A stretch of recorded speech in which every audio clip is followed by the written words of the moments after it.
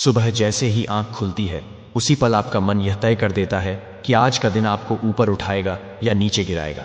आपका पूरा दिन कैसे चलेगा यह आपके पहले 60 मिनट्स पर डिपेंड करता है।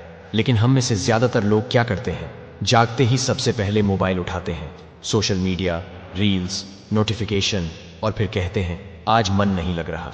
श्री कृष्ण कहते हैं जिस व्यक्ति का मन प्रारंभ से ही संयमित होता है वही जीवन में स्थिरता और सफलता पा सकता है। यह शुरू होता है ब्रह्म मुहूर्त से।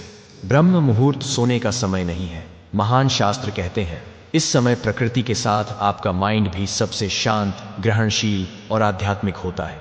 जो भी आप इस समय सोचते या सीखते हैं वह सीधा आपकी आत्मा में अंकित हो जाता है। जब अर्जुन को गीता का उपदेश मिला तब उसका मन भी स्थिर और ग्रहणशील था। इसी स्थिति में ज्ञान हृदय में जमता है। गीता आधारित मॉर्निंग फार्मूला 1। जागो, अलार्म से नहीं, संकल्प से। रात को सोने से पहले डिसाइड करो, कल सुबह 5 बजे उठूंगा, बिना डिले।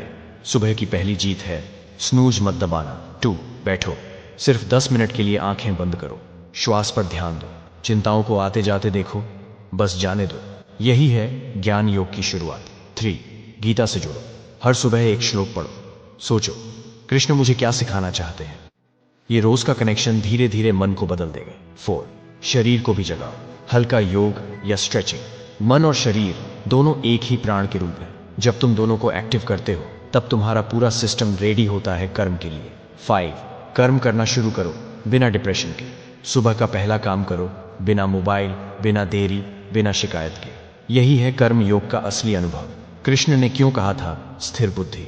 क्योंकि जो व्यक्ति सुबह से ही भटक जाता है, कभी फोन, कभी तनाव, कभी आलस, उसका दिन भी वैसा ही बिखर जाता है। लेकिन जो सुबह से ही कृष्ण, श्वास और कर्म से खुद को भरता है उसका जीवन स्थिर और उज्जवल हो जाता है।